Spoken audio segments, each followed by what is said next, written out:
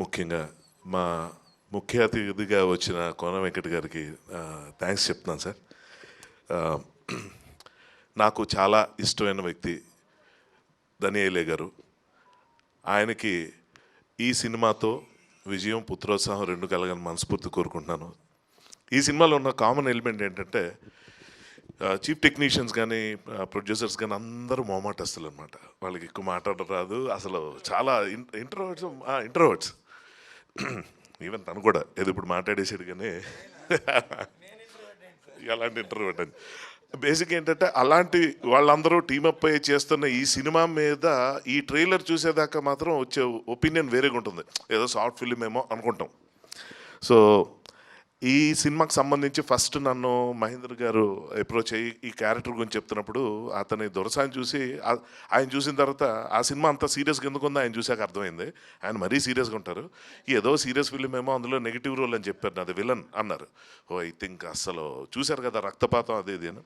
కానీ అంత humorous film అని మినిమం గెస్ట్ చేయలేకపోయాను. ఆయన చాలా సీరియస్గా ఫేస్ పెట్టుకుని చెప్తుంటే నేను నవ్వడానికి మొహమాట పడ్డా. ఎందుకంటే అతను సీరియస్ స్టోరీ చెప్తున్నప్పుడు నవ్వకూడదు కదా అని నా ఫీలింగ్. తర్వాత ఎప్పుడో మధ్యలో ఆపేసారి ఇది కామెడీలో ఉందంటే ఇది కామెడీ సార్ అని చెప్పారు. సో చాలా మొదటి దశల్లోనే ఆ క్లారిటీ తెచ్చుకోవడం వల్ల తర్వాత హాయిగా నవ్వుకునే పరిస్థితి వచ్చింది. దెన్ కేమ్ సూర్య. ఆ రోజు అతను హీరో అనగానే దనియేలే గారి అబ్బాయి నాకు తెలుసు, ఓకే ఫైన్ అనుకుంటే తర్వాత తెలిసిన విషయం ఏంటంటే అతనికి ఒక గొప్ప టాలెంట్ ఉంది. అది సెల్ఫ్ ఎంప్లాయ్మెంట్ స్కీమ్ అనమాట. యూజువల్గా లాంచ్ అయ్యేటప్పుడు ఏ సినిమా చేద్దాం, ఎలా చేద్దాం, ఎటువంటి కాదు చేద్దాం అని టెన్షన్ ఉంటుంది ఎవరికైనా. ఇప్పుడున్న కాంపిటీషన్లో తను నిలబడాలి, తనకు గుర్తింపు ప్రత్యేకమైన స్థానం సంపాదించుకోవాలంటే ఏం చేయాలన్న ప్లాన్ ఎంత బాగా వేసాడంటే ఈ సినిమా స్టోరీ అతనే. ఇది చాలామందికి తెలియదు. అంటే ఇది ప్రత్యేకంగా చెప్పాలి. చెప్పిన తర్వాత నేనే కథ దీనికి అని డైరెక్టర్ చెప్పారనమాట. అతను హీరోనే కథ రాశాడండి. అయితే మొత్తం ఆయనదే ఉంటుంది, ఇంకా మాకేముంటుంది అనుకున్నాను. ఈ కథలో ఉన్న ప్రత్యేకత ఏంటంటే ఇది నిజంగా మనస్ఫూర్తిగా అభినందిస్తున్నాను అతన్ని. ఒక రైటర్గా కూడా మిమ్మల్ని బాగా ఇంప్రెస్ చేసే ఆస్పెక్ట్ ఏంటంటే నాకైతే ఫస్ట్ అనిపించింది ఇందులో చాలా ఇంపార్టెంట్ క్యారెక్టర్లు 15 క్యారెక్టర్ల పైన ఉంటాయి. ప్రతి క్యారెక్టర్కి ఒక సిగ్నేచర్ ఉండేలాగా ఒక స్పెషాలిటీ ఉండేలాగా రాయటం అనేది కత్తిమెచ్చాం. అది మరి తనకి ఎలా వచ్చిందో ఏంటో తెలియగానే చాలా మంచి కథ వచ్చాడు. అప్పుడు నేను ఈ సినిమా ప్రొడ్యూసర్స్ అయిన పాయల్ గారు కానీ హితేష్ గారు కానీ రిస్క్ చేయట్లేదు అన్న విషయం నాకు అప్పుడు అర్థమైంది.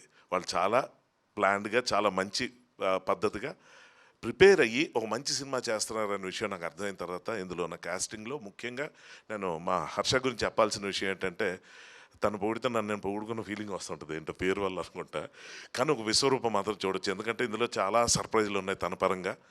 ప్రతి క్యారెక్టర్ని బాగా డిజైన్ చేసిన మహేందర్ గారికి ఈ సినిమా ఈ జానర్తో అతనికి మంచి గుర్తింపు రావాలి. ఇందాక మన హర్ష చెప్పినట్టు ఎవరు లాంచ్ చేయాలనుకున్నా ఆయన్నే ప్రిఫర్ చేయాలని మనస్ఫూర్తి కోరుకుంటున్నాను. మా కృష్ణుడు అలా అందరికీ ప్రత్యేకమైన మసాలి గారు అసలు welcome sir, welcome to Telugu industry. నాకు ఇప్పుడు మీరు చెప్పేదాకా తెలియదు, ఆయన సినిమాలు నేను చాలా చూస్తున్నాను. సో ఇది ఆల్మోస్ట్ భరతనాట్యంతో తెరంగేట్రం అవుతున్నారు తెలుగులో. ఆల్ ద బెస్ట్ అండి, one and all. And Niranjan గారు thanks for your support sir. And man producer గారికి అండ్ హీరోయిన్ ఈ అమ్మాయి అంటే వీళ్ళ పేర్లు ఇక చాలా పాపులర్ అయిపోయి నెక్స్ట్ నుంచి వాళ్ళ పేర్లు వాళ్ళు చెప్పుకున్న పరిస్థితి రాకుండా ఉండే అంత సక్సెస్ అవుతుందని మనస్ఫూర్తిగా నమ్ముతున్నాను. అండ్ ఆడియన్స్కి ఈ సినిమా మాత్రం ఖచ్చితంగా సూపర్ డూపర్ ఎంటర్టైన్మెంట్ అని మాత్రం నా సైడ్ నుంచి చెప్పగలను.